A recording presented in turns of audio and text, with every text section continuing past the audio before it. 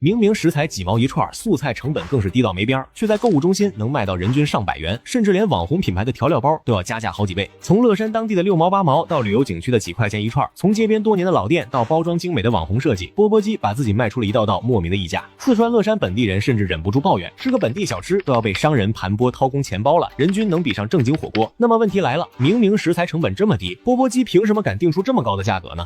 ？1980年，在物資匱乏的樂山農村，炸雞塊、滷雞爪首次被葉婆婆列入攤位菜品。不久之後呢，犍為2中校門口出現了椒麻雞分塊售賣的身影。在經歷了玉米粒計費到竹籤串制的升級之後，篩選下來的小販們把一根竹籤從肉塊穿到內臟，形成了早期的缽缽雞雛形。當時葉春蘭選擇賣雞，主要是看中了雞肉能按部位分類論價，還能用最便宜的竹籤串起來。對於一群吃了上頓沒下頓的小商販來說，壓縮每一串的成本是第一要義。當然啊，現代網紅店對缽缽雞依舊是這點要求，而這麼多年小吃變貴，其實最大的障礙還是包裝本身。這是從樂山本地南竹加工而成的竹籤，一根的成本只有1.5分到2.5分，一串荤菜的成本大約3到4毛錢。素菜因為涮油增重，毛利更是高的離譜。但即便是這樣，葉婆婆當年切好的椒麻雞，大塊點的也才賣2毛錢。樂山本地5、6毛一串的缽缽雞，如今到了成都卻漲到了8毛一根，熱門商圈甚至賣到2、3塊錢一串。商家每多包裝一次，竹籤上就疊加一層溢價，而且哪怕品牌方真的不斷加錢做包裝，竹籤子上的食材依然是那些內臟、下水、素菜，只要商家轉手多販一道，多宣發一圈，這串成本極低的平民小吃就能在你不知不覺間身價直逼正經火鍋。所以缽缽雞從親民低調到囂張漲價，到底是憑什麼？有人說是因為紅油料汁老湯底，火鍋底料那樣的精華能不貴嗎？但隨着缽缽雞越來越商業化，仔細算算賬，才發現給高的離譜的價格買單的，壓根不是所謂的優質食材，而是他把原本不值錢的小米蝦當大魚賣。根據行業內部分析，缽缽雞的毛利空間大得驚人。有數據顯示，售價1元一串的缽缽雞，原材料成本約在0.3到0.4元之間，毛利潤率通常能達到50%以上，部分攤主甚至能做到60%到70%。不僅如此，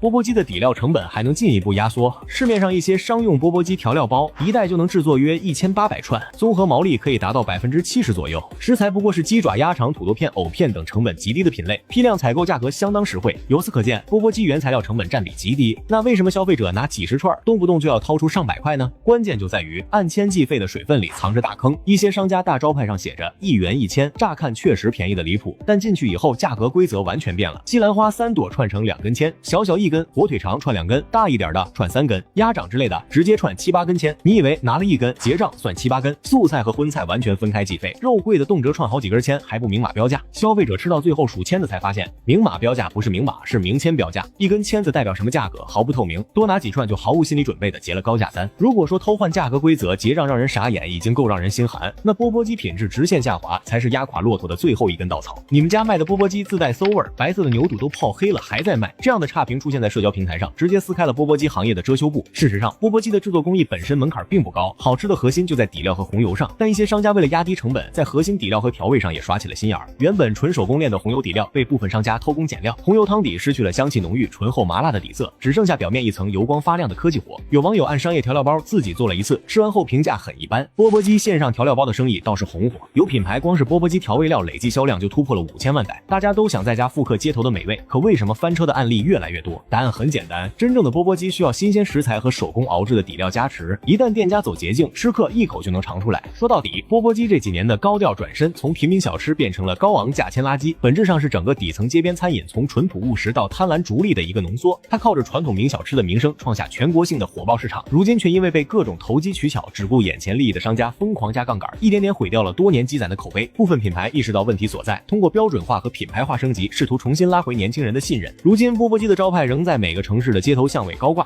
但對於那些每個月都要掐着預算過日子，看一眼菜單都要掂量一下的年輕人來說，它充其量是一頓下不去口的回憶了。